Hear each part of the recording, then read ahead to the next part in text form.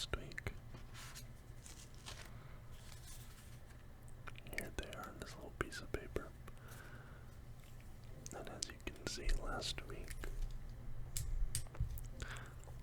I was 7 for 16 on my predictions last week. Not a great start, 44%. Hopefully I can do better this week, but taking a quick tertiary glance at these predictions, it's not looking great for me. So, two things before we get into the games. Firstly, somebody commented that they missed the Excel spreadsheet on the side of the screen, but they said that was because it allowed them to see, just go and see what I had to say about their team, and, if they're running short on time or whatever, and I can totally respect that. I still think the Excel spreadsheet looks a little bit clunky, but I am this week, and going into the coming weeks from now on, I will have a graphic right here. I will have a graphic displaying the game that I'm talking about. It'll be right here. And also Nick Chubb, terrible, brutal injury. You do not want to see something like that. Browns versus Steelers. If you've not seen the video, I would not recommend checking it out. It's just really not worth it. It's really, really nasty, bad hit. And unfortunately, he's probably gonna need a complete knee reconstruction. And apparently, it's a knee that has already been reconstructed in the past when he was in college. So, Nick Chubb, just a great guy in the league, let alone a great player, but a great guy, and really one of the heart and soul guys of that Browns offense, and they're really gonna miss him in the weeks to come, and I hope he can recover. Unfortunately, given his age and previous injury to the same leg, I fear that that might be it. We might just see the end of Nick Chubb's career. And unfortunately, it came, right before this offseason. He was probably going to be getting a pretty big payday. So really, just unfortunate, but hopefully he can recover, get healthy. Okay. I was able to watch 5 games in full this week, not instead of just highlights. The 5 games that I watched this week were Eagles versus Vikings, Commanders versus Broncos, Cowboys versus Jets, Dolphins versus Patriots, and Panthers versus Saints. I'm going to try and watch at least 4 full games every week, and I'm going to try and, look and watch different teams so I can get a better feel for different teams I usually don't pay much attention to. And I watch the games and I kind of take notes. So I have a list of notes here in a notepad document. Anyway, first game we'll be talking about, and hopefully our first graphic here, hopefully it looks good. Eagles versus Vikings. I predicted a Vikings win in this game. So right off the bat, starting the week with a loss. I thought that week 1 the Eagles looked shaky. I thought their chemistry looked a little bit off. And, given their off season, I was expecting them to look a lot better than they did. this game. Final score is 28-34. I still felt like the Eagles didn't look that great because this is a game where the Vikings fumbled the ball 4 times. The Vikings, I think it was 3 fumbles and was it 4 fumbles or 3 fumbles and interception, but they turned the ball over 4 times. And it was still only a 6-point victory for the Eagles. So when I say that I have a few concerns about the Eagles, even though they're 2-0 right now, that's kind of what I'm talking about, because in a game where the other team gives you 4 extra offensive possessions, especially a team like the Eagles that does have Super Bowl aspirations this season, they were one of the Vegas favorites for the Super Bowl. That's concerning in my opinion, because the Vikings very easily could have won this game, even with the fumbles. But if they didn't have the fumbles, I have to imagine this very easily could have been a Vikings victory. Some notes I took over the course of the game, and these are chronological order. I said that the Minnesota defense looked good, and early in the first quarter, the Eagles couldn't even get out of their own end. Then I put in all caps, he fumbled the punt return. Vikings 3 fumbles in 2 weeks. I said that Jalen Hurts looked off, especially his throwing. He threw an interception that was, right in the middle of the field. Interception that was very uncharacteristic of him.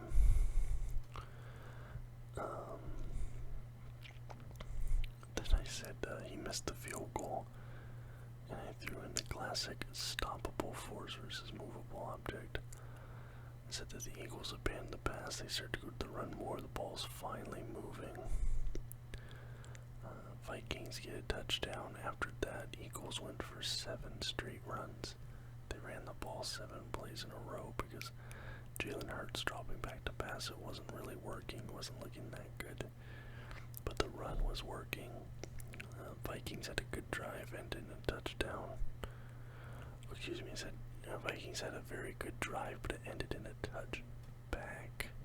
So that was a really big call there, and I think that's a recent rule change, but Jefferson just barely out of bounds there in the end zone, but because it's in the end zone, it's ruled a touchback instead of a touchdown, and Eagles get the ball back there, and Jefferson looked really upset on the sideline after that. But again, the touchback, the 4 fumbles, and even then it was only a 6-point game.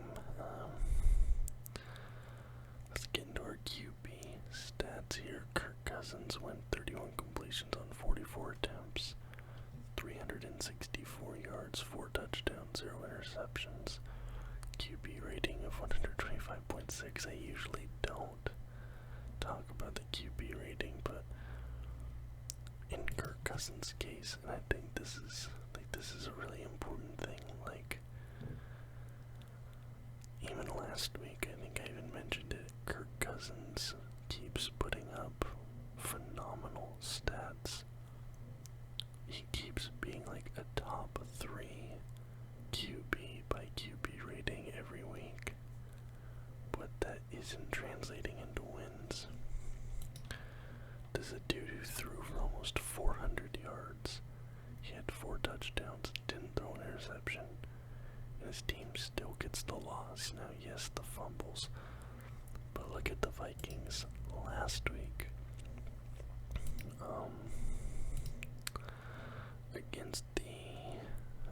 Against the Buccaneers, Kirk Cousins threw for 344 yards. He had 2 touchdowns. He did have an interception, that one.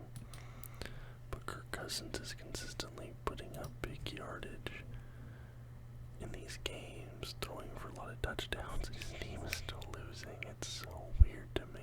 Like, I don't know if it's because he's like playing very safe and conservatively. Maybe he isn't really going for the big plays that often, not really throwing the high risk, high reward balls, but there is something here.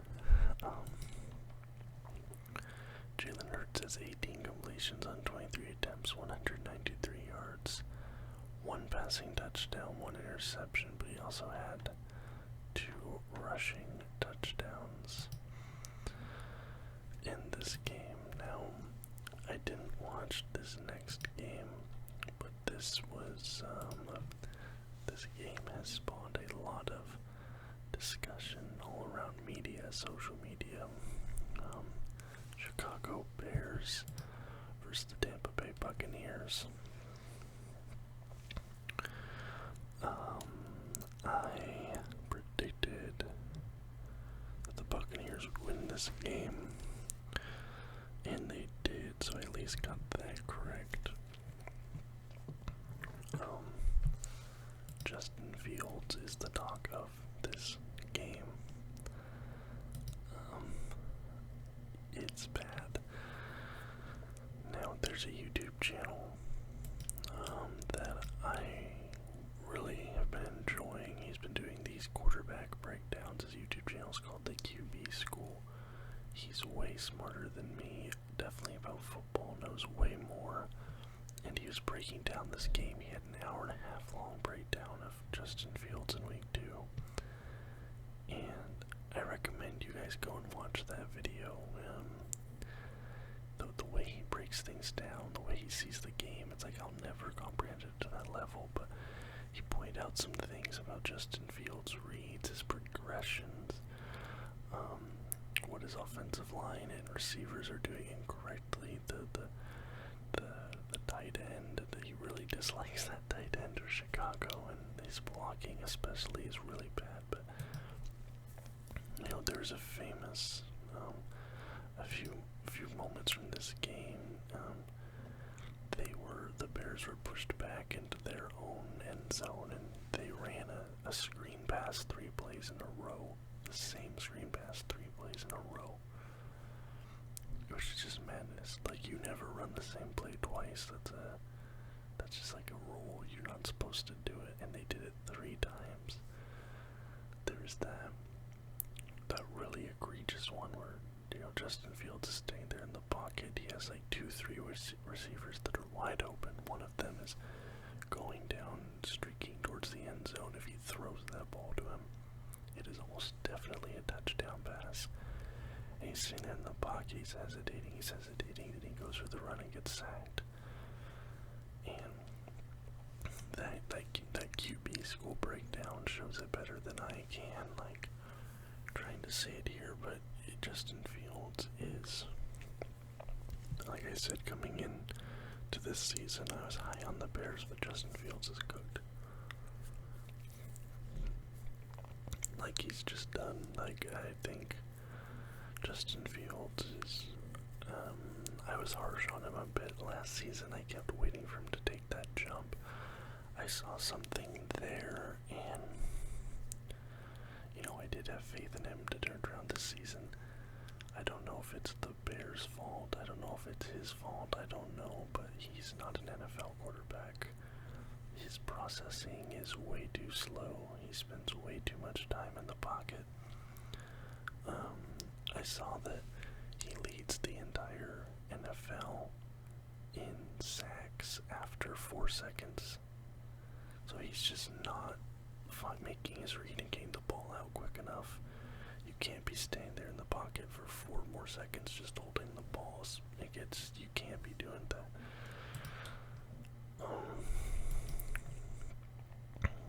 There's a couple things here.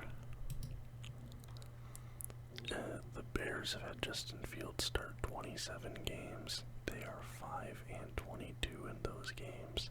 He has been sacked 101 times. His completion percentage is 59.8%. He has thrown 26 touchdowns and 24 interceptions. interceptions.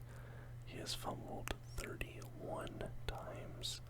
He's averaging just 156.5 passing yards in his career. And you all know it's crazy. Do you know who had better numbers than that throughout their first 27 games? Mitch Trubisky. Mitch Trubisky, at this point in his career, had put up better stats than Justin Fields has.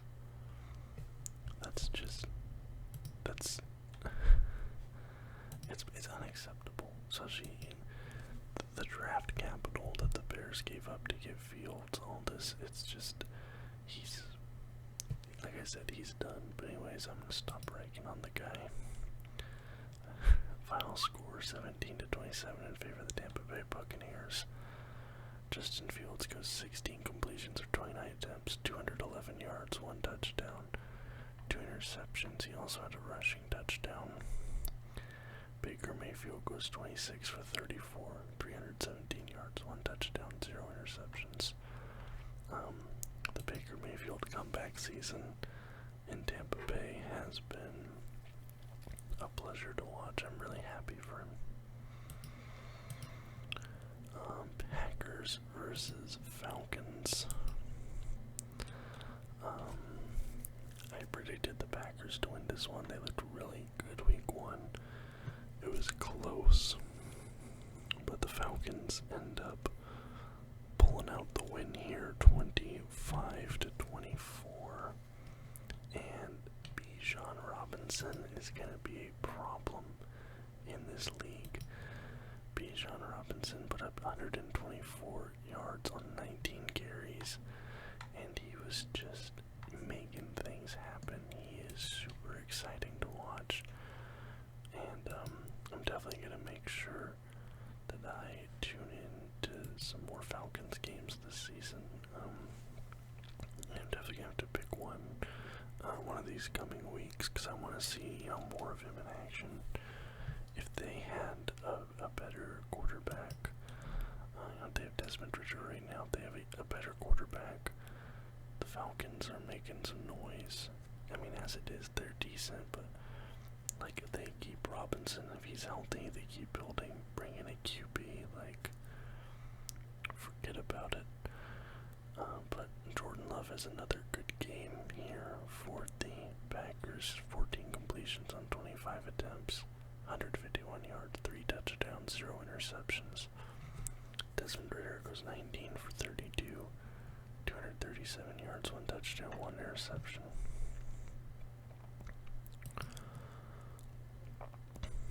Alright, the Colts versus the Texans. I predicted the Colts to win this one, and they did. We have a battle of 2 rookie QBs here, Richardson and Stroud, and they did not disappoint. Their games were night and day difference, but they did not disappoint. This was a really exciting game. I'm upset I didn't watch this one. I watched the highlights of this one. Anthony Richardson unfortunately gets concussed, and he has to leave the game early. But what I like is he apparently self-reported the concussion and he asked to be taken out, and I like that, because there's a lot of athletes that wouldn't do that. They would try to tough it out, and that's where the CTE starts to come in, so he's smart. Final score here is 31-20. The Colts open things up with 2 Anthony Richardson rushing touchdowns in the first quarter. Just like I said, an electric player, and again, he looks huge out there. And CJ Stroud, CJ Stroud has a really good game. His arm is no joke, and I'm not gonna make too big of a point of this, but because it's still early, but I think Richardson and Stroud are going to be the 2 best quarterbacks from this class. That's all I'm gonna say. And I had thought for a while now that they would be the 2 best quarterbacks of this class, and maybe some of the other quarterbacks in this class should not have been as highly touted as they were.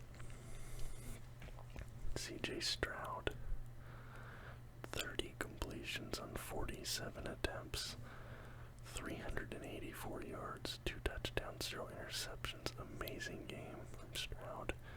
It's nice to see the Texans have like a good quarterback again, especially a rookie. Especially, what happened with their last one. Not their last one, but the one before last. And, by the way, I said I wasn't going to pile on the guy. CJ Stroud had a 300-yard passing game before Justin Fields did. Anyway. Seahawks versus Lions. I predicted the Lions to win this one. I'm not mad about being wrong about this. Seahawks win it. Final score 37-31. Geno Smith goes 32 completions on 41 attempts, 328 yards, 2 touchdowns, 0 interceptions.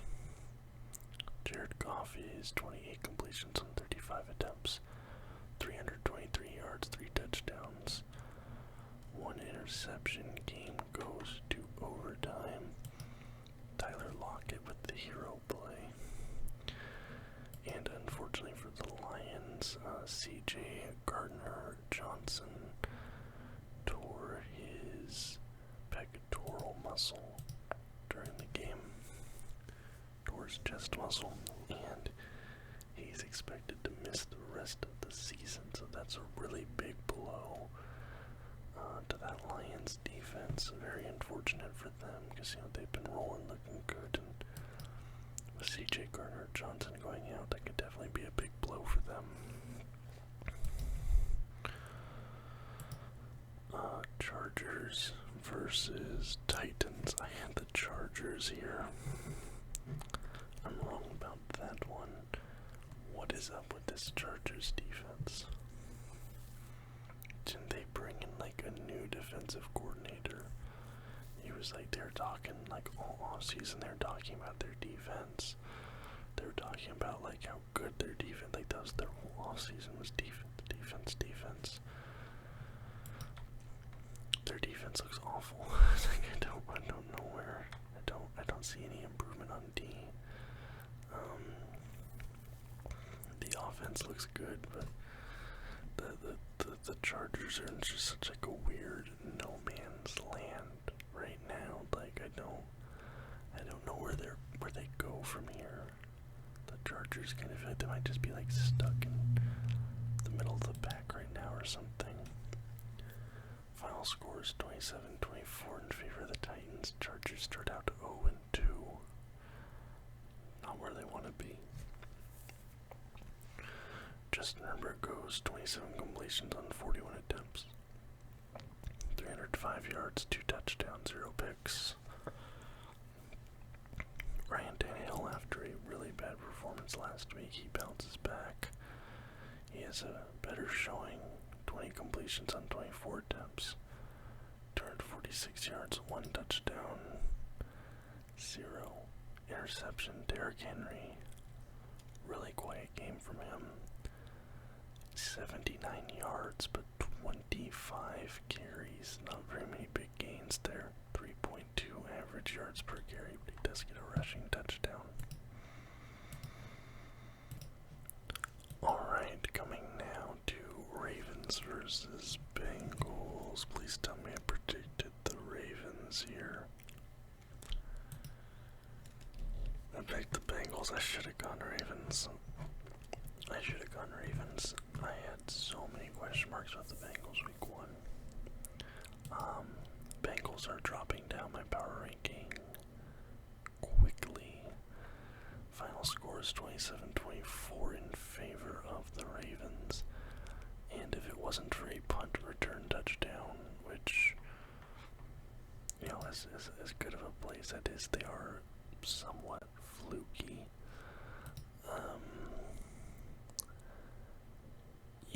This would have been even worse for the Bengals.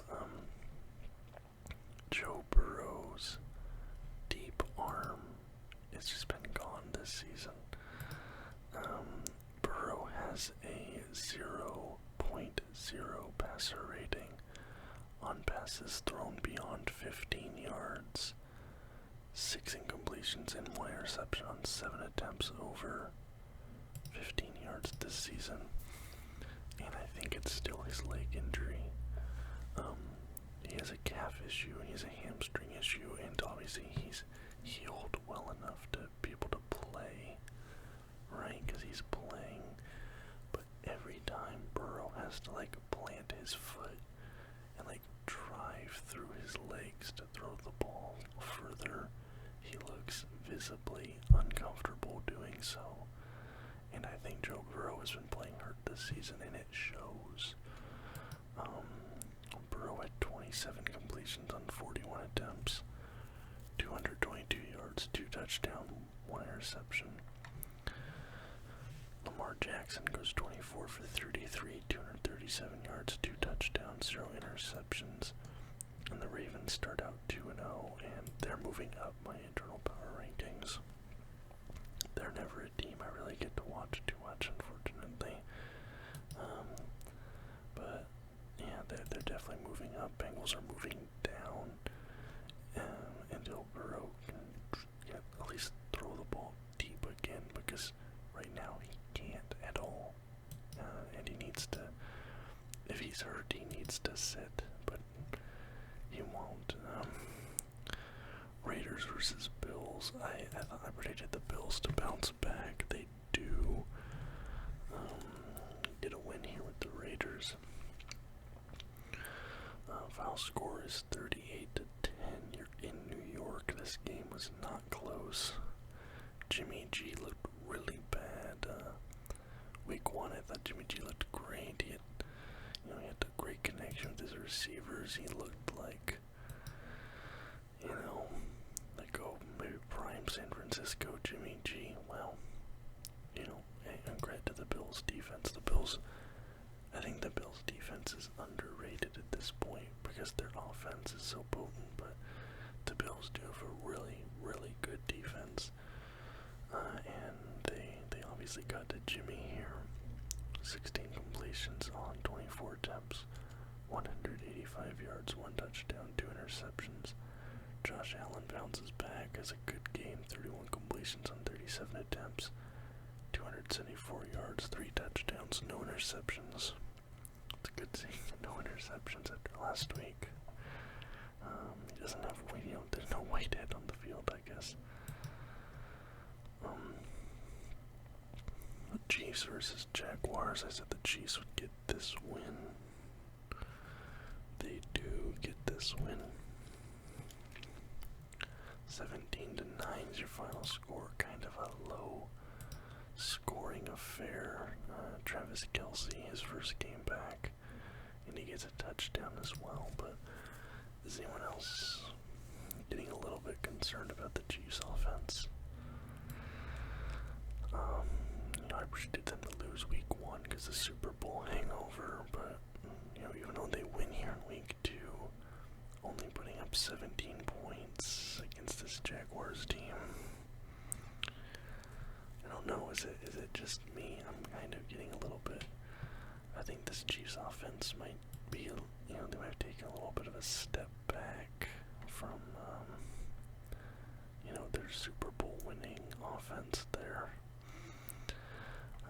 Patrick Mahomes goes 29 for 41, 305 yards, 2 touchdowns, 1 interception. Trevor Lawrence 22 for 41, 216 yards, no touchdowns, no interceptions, only 3 field goals there for the Jags. All the games I watched this week are all down here towards the end, unfortunately.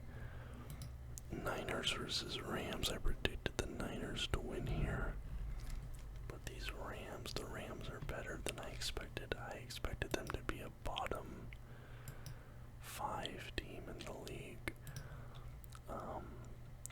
But Puka Nakua, I'm pretty sure it's Nasua. This dude is a monster. this dude's like on a waiver wire or something. Pick this dude up. The Rams have something special in this guy, Nasua. He got 15 receptions on 20 targets, 147 yards, averaging almost 10 yards per reception. Like, almost every time they threw to this guy, it was a first down.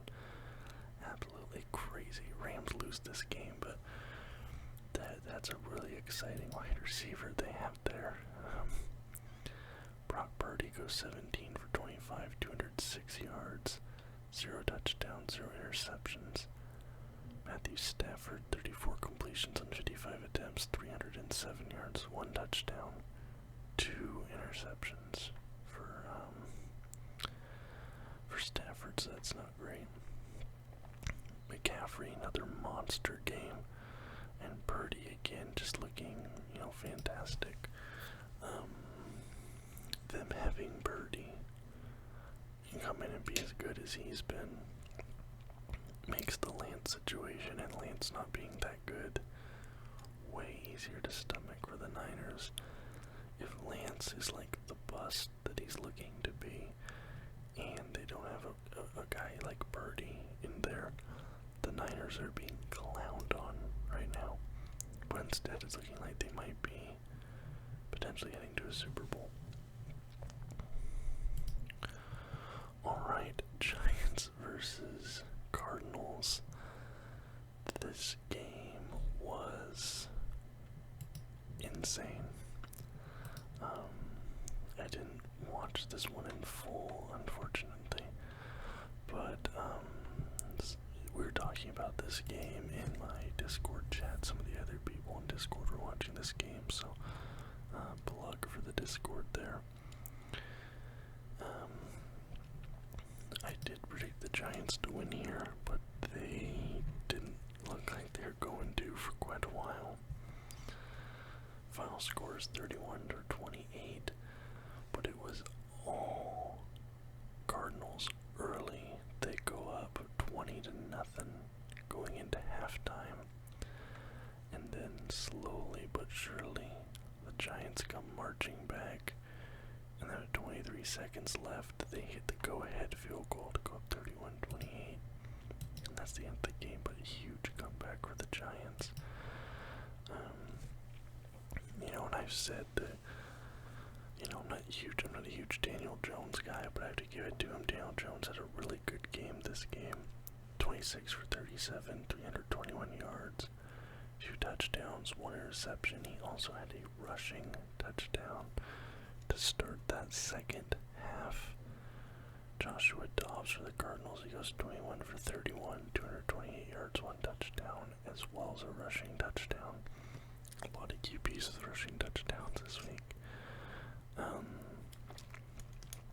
Yeah, big game for the Giants. A game like this after their week 1, giving them a little bit of hope now because they didn't have a ton of it week 1. I think Saquon got hurt, though. Let me check. I think he might have had an ankle injury. Yeah, he did have an ankle injury, and he will be out for potentially the next 3 weeks. They got the 49ers next week. It's going to be a big loss having him there, but only missing 3 weeks, not the worst thing. Okay, Jets versus Cowboys. Now, I originally was not going to watch this game. I was watching the Commanders versus Broncos game. But then that game was looking very one-sided, so I decided to change it over. So, well, this is going to be a blowout. I'm going to switch over to the Cowboys game so I can at least talk about that as well. I have more to talk about. But then the Commanders game got interesting, so I ended up switching away from the Cowboys game. So I only watched a little bit of the Cowboys game. I predicted the Cowboys to win this one, and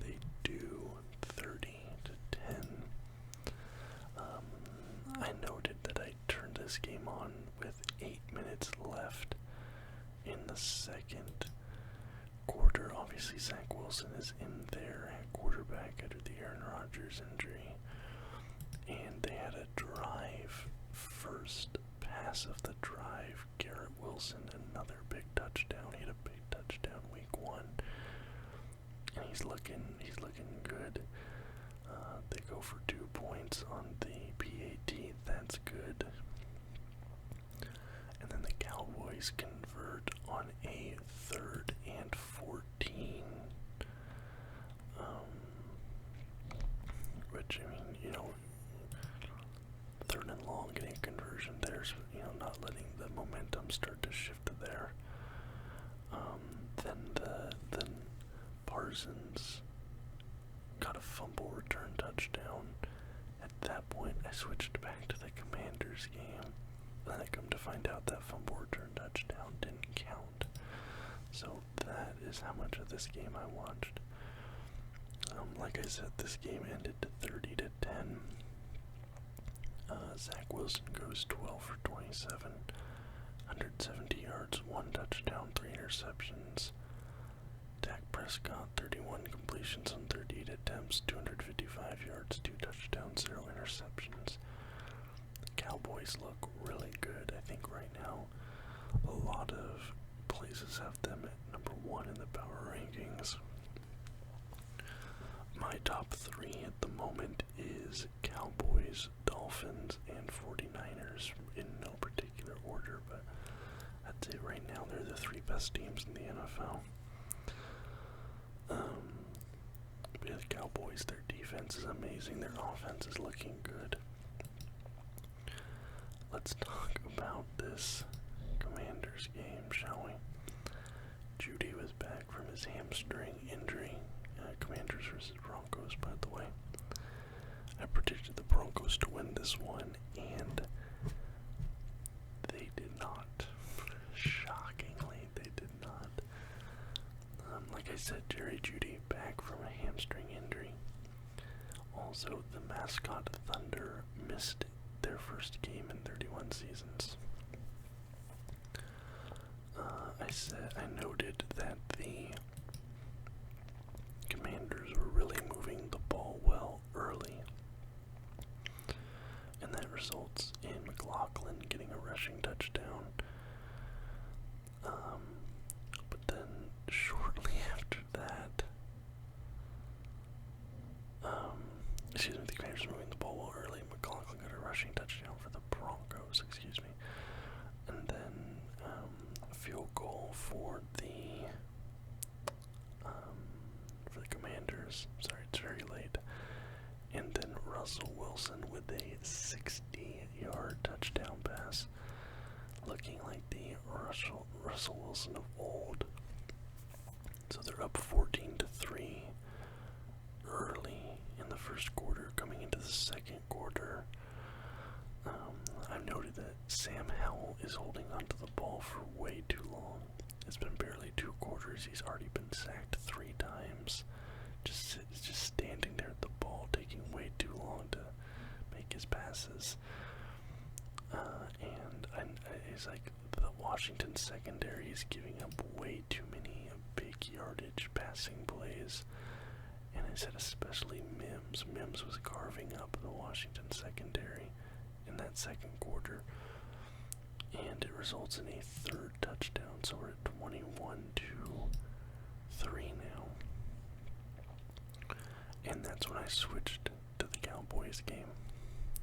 Right, Cowboys-Jets, I start watching that one. And then the Commanders tied it. McLaurin gets a passing touchdown. Terry McLaurin, Scary Terry. And that's when I switched back to the game. Like, alright, this is interesting now. The Commanders have come back. They've scored the game. 3 straight scoring plays. And then I turn it on, and Russell Wilson is almost picked off. He throws it, it should have been an interception. It wasn't. Literally at the very next play, Russell Wilson then throws an interception to Emmanuel Forbes. I'm noting that the Broncos get the ball back after that, and I said Wilson's the short passes, just like kind of marching down the field. Russell's doing really good with the short passes. But Chase Young is putting amazing pressure on him. Like, Chase Young is just pressuring him every drive. I don't know if that's the Broncos O-line or what. And coming into this season, I know Commanders fans have been kind of low on Chase Young. There's rumors he might get traded, something like that. But Chase Young looked really good in my opinion. He was just constantly keeping Russell Wilson on his back foot. Denver's forced to take the field goal. Then Robinson gets a rushing touchdown. Brian Robinson gets a rushing touchdown, the fourth after that. And the Commanders take the lead for the first time in that game in the fourth quarter. And the stadium is just silent after that. They're in Denver. They get that touchdown. You can hear a pin drop in there. Denver gets the ball. Russell Wilson gets sacked on third down. Really big hit. Like, just takes a massive hit on third down. And right there, you're like, oh my god, they're gonna lose. Like, you just knew right then they're gonna lose. Washington gets the ball back, but the Denver defense is just swallowing him alive. But then you get Robinson again, Brian Robinson, another rushing touchdown. They extend the lead. And Russell Wilson, Denver gets the ball back. He gets sacked for the 6th time that game. Clock counting down, game is almost over. Hail Mary. And the Broncos catch the Hail Mary. The ball is tipped 3 times. Tie game. They go for 2, doesn't work. And Judy was wide open on that too. If he would have looked at Judy, Broncos would have won right there. And did you know it's not a tie game? They needed to go for 2 to tie it. And they missed it. My apologies. But yeah, Jerry Judy was wide open on that. And instead, it doesn't go to him, goes somewhere else. No good.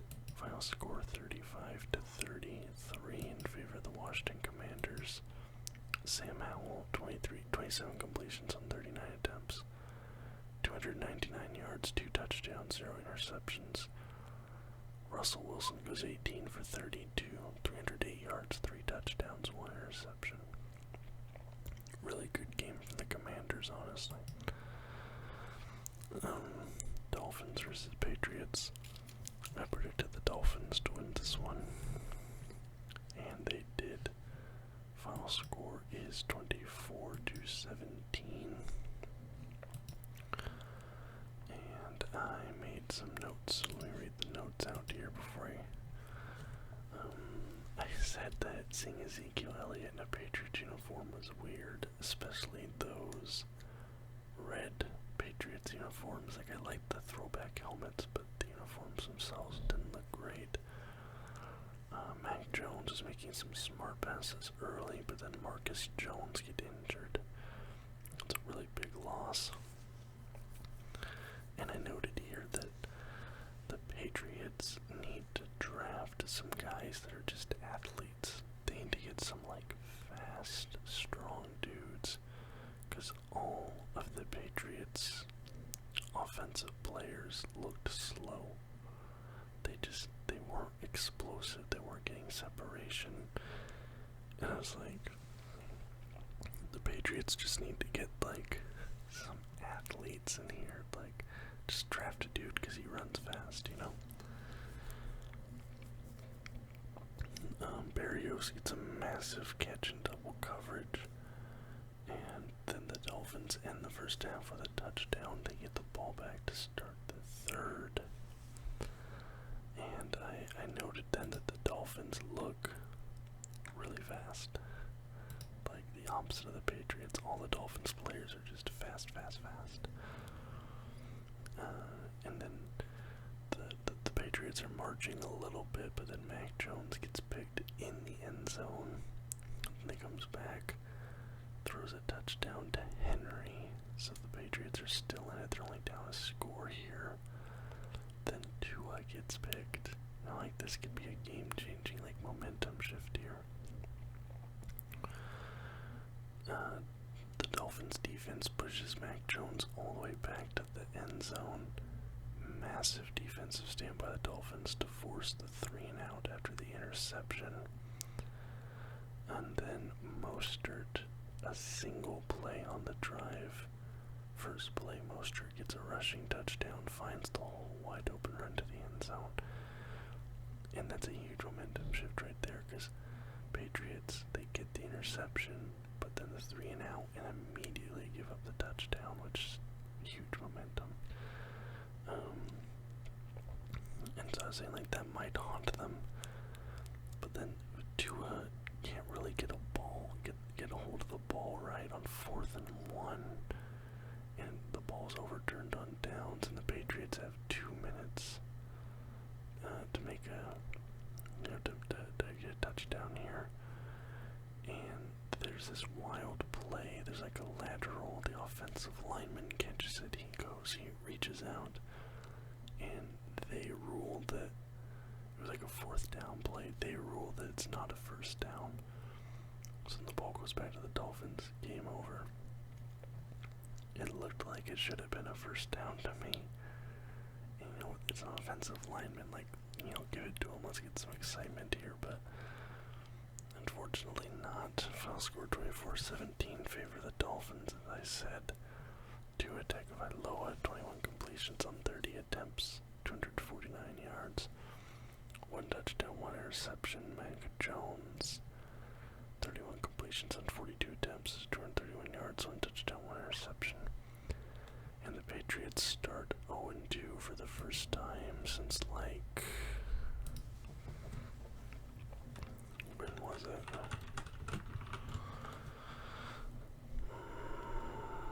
Since 2001. Patriots are 0-2 for the first time since 2001. They have not been 0-2 for 22 seasons. It's absolutely insane. I'm going to quickly talk about Browns versus Steelers. Before I talk about the last game I watched, I predicted the Browns. I was incorrect. That game ends 26 points to 22 in favor of the Pittsburgh Steelers. And TJ Watt is now officially the all-time sacks leader for the Pittsburgh Steelers franchise after this game. Very first play of the game is a Deshaun Watson pick 6. But thanks to Highsmith, not really what you want in the very first play of the game, especially in a game that's decided by 4 points. Speaking of Deshaun Watson, 22 completions on 40 attempts, 235 yards, 1 touchdown, 1 pick. Kenny Pickett goes 15 for 30, 222 yards, 1 touchdown, 1 pick as well. And unfortunately, like I said earlier, Nick Chubb, really bad injury. And I've seen some people saying the idea that it was intentional to try and injure him is absolutely ludicrous. I've seen some people saying, like, oh, he did on purpose, they wanted to break his leg. No, they didn't. No, they didn't. And finally, the Saints versus the Panthers. I watched this one. I predicted the Saints to win. They did. I was really excited for this game because I was like, alright, we get to watch a full game of Bryce Young at quarterback, because I've been a little bit harsh on him. Like, maybe he'll prove me wrong. Maybe he'll, show me something here. I want to see how he plays. I took a lot of notes on this game. Early in the game, Saints are marching down the field, but the Panthers get a big stop on 3rd and long. I noted once again for the final time, he does look shockingly small out there. Bryce Young, that is. And I did not realize that the Saints defense was this good. The East Coast teams, Southern teams, I really don't pay too much attention to, unfortunately, but the Saints, their defense looked really good. There were some communication and chemistry issues on offense, but like, if the Saints had like a really good offense, this defense, like this could be a Super Bowl team, but I have some issues with the offense on the Saints team. I was saying, like, I'm really waiting to see a big throw from Young. There was a lot of running plays early, short little check down passes. I was just waiting. I'm like, alright, I want to see a big throw from him here, but we don't see it. The first Panthers drive ends in a 52-yard field goal, which is a really good field goal. And I was saying that Carr looks better here than he did with the Raiders. And Bryce Young early just keeps going back to Thielen, and he gets nearly picked off on one of those. And the Saints kept running this two-quarterback setup. They would bring in Taysom Hill on third down, but they were only letting him rush. He wasn't throwing. And I was like, but if you're only ever bringing Taysom Hill to rush, then the other team will see him coming in and adjust defensively. But like, the Panthers just never adjusted defensively. It was shocking. Like, they just kept letting Taysom Hill like run the ball and get first downs. Like, that's why he's coming in the game. He's not gonna pass the ball. And I kept like the Saints defense had amazing chemistry. Like, they were communicating well, and the Panthers receivers were not getting an inch of separation. I don't know if that's the receiver's fault. I don't know if that's the defense being good. A little bit of one, a little bit the other. But Panthers receivers were getting no separation whatsoever. And unfortunately, Jamal Williams is hurt. Really big loss for them. Great player. I love Jamal Williams. He's a total character. He goes down hard. He leaves the game. I'm not sure the extent of the injury yet. Let me see. Maybe Jamal Williams. Can we see here? It's a hamstring injury in week 2, which is never good, but there's not been any updates, which is also not good.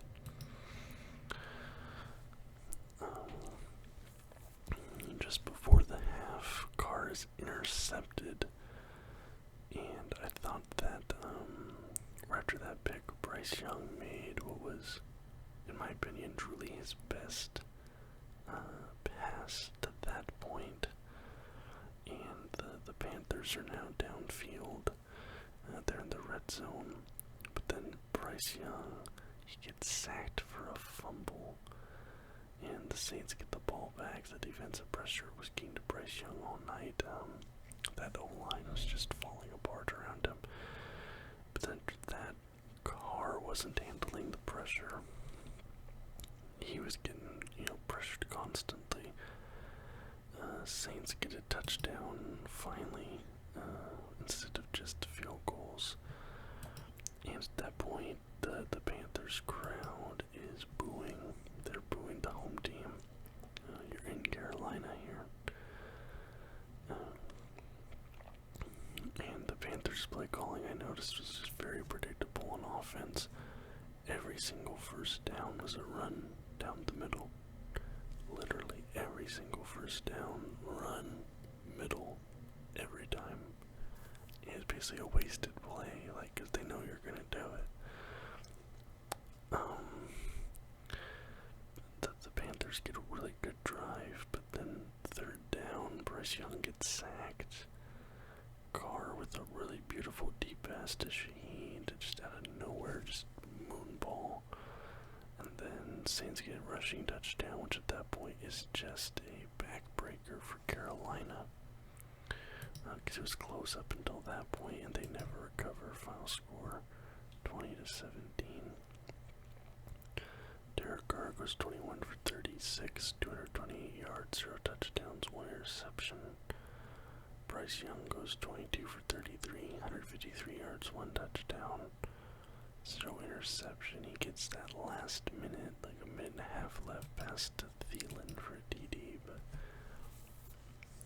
game's pretty much already over at that point. Anyways, let's see. There were 16 games this week. I got 1, 2, 3, 4, 5, 6, 7, 8, 9 of them correct. So I got 7 correct last week. I got 9 correct this week, so I went 9 for 16. I'm gonna get my phone here to do a calculator. This is a calculator. 9 divided by 16 is 56%. So last week I was at 44%. This week I'm at 56%.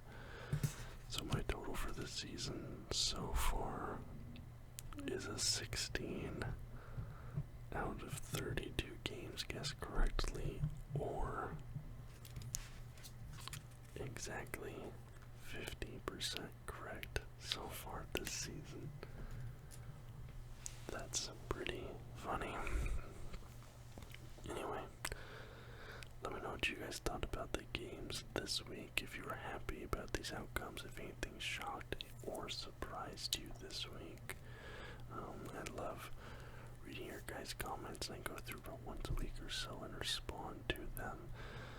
If you liked the video, please leave a thumbs up. Subscribe to the channel for more content just like this almost every single day. And until next time,